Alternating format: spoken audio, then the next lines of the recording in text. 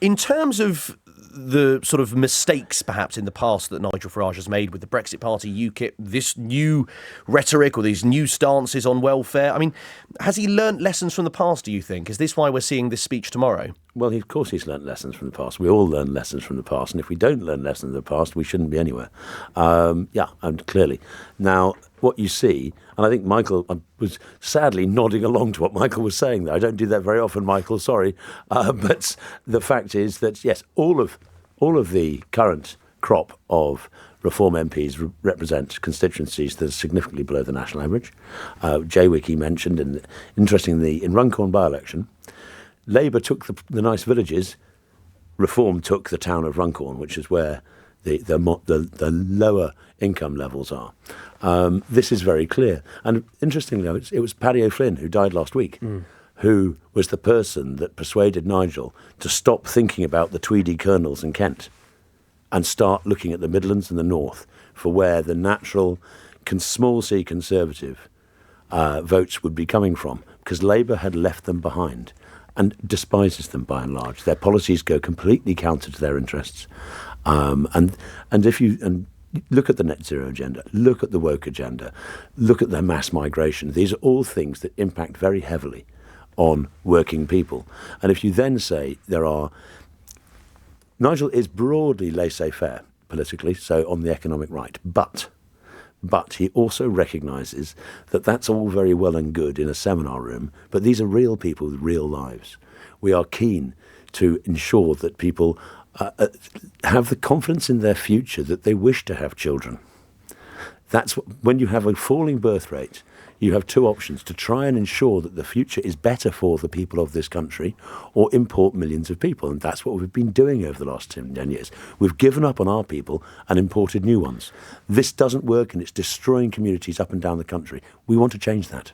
But does this not seem like a marked shift tomorrow? This particular speech from Nigel Farage, we've heard all the speeches, Gawain, about immigration and about all kinds of different facets that Nigel Farage is, and clearly voters are interested in. But this particular speech on welfare does seem like a bit of a shift.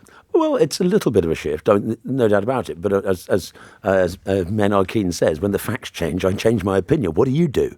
The facts are changing. The way that that group of people... You could say Groucho Marx, these are my principles. If you don't like it, I have others. You could, but the broader principles that he works on are pretty solid. I think we can see that. And you ask the question, can you trust him?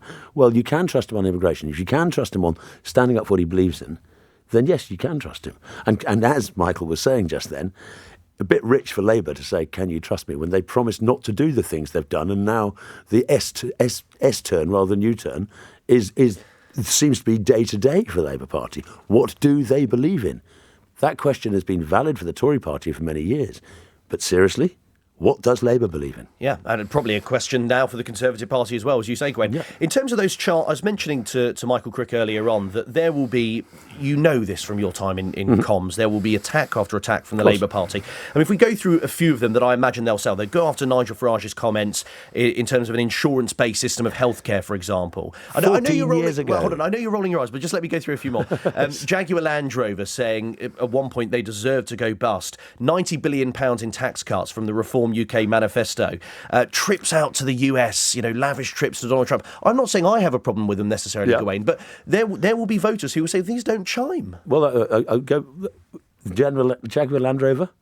Well, they've just sacked their ad agency for making such a horlicks of it and have dropped all of that. Of course, but you don't want British workers to lose their jobs. You don't want it to go bust. But what's gone bust is the company that persuaded Jaguar Land Rover to do that. Great. Good, because then they can get back to what they're really good at. But will any of these previous comments, do you think, have any effect? Will people hear Nigel Farage on one hand and then go, well, why has he said this on the other hand? Labour have been using that attack on the NHS for literally more than 12 years. And it's not really worked, has it? Because it's just not true. For the last decade, Farage has been saying, free at the point of delivery, free at the point of delivery. And they actually used, during the council elections just now, they clipped a piece of Farage's speech where he says, free at the point of delivery. He says, the speech says something along the lines of, Labour keep on saying that I want to privatise the NHS, but Labour clipped and said, this is Nigel's words, we want to privatise the NHS. The dishonesty, the rank dishonesty of the current Labour government is such that those attacks will mostly, some will hurt, of course, but will mostly bounce off because the people making them are proven liars. You saw Andrew Neil's piece this Sunday. It was absolutely coruscating. And of Keir Starmer, of course. Of Keir Starmer. The amount of flip-flops of direct lies to farmers, about free movement of people, you name it, he's just lying. Well, and so it's very hard for those people to point fingers at Farage. Of course. But all you could say, Gawain, It's not credible. is that he is grappling with, and again, I don't speak for the Prime Minister, but you could say he is grappling with choices in government that he didn't necessarily want to make. He was left with a pretty dire economic situation by the Conservatives. Now we can talk about the black hole. I'm going to go in a second. But you can understand that if reform get in, and indeed in some of these local mayoralties, or regional mayoralties, I should say, when they do, I mean, they're going to have to put their money where their mouth is. It has to be delivery. Of course. And we're looking forward to it. We really are looking forward to it. Tomorrow, I gather, there's going to be a phalanx of those new local council leaders who are going to be there. They are part of the team. They are looking forward to the scrutiny. I love the idea. Local government has never had national press scrutiny before, but suddenly it does. I wonder why. Because they want to see us fall. But we welcome it because if we have the temerity, the ambition to be the government of this country, we need to show people that we are competent or better. Nobody expects a council leader to be able to stop immigration, but they do expect them to do the job they have to do reasonably and well. There will be mistakes, of course there will. But the people of this country, as far as I've known them all my life, are forgiving of error. What they hate is hypocrisy. And what you're seeing from Labour, from Angela Rayner just now, or on the weekend, from the way when they talk, is rank hypocrisy.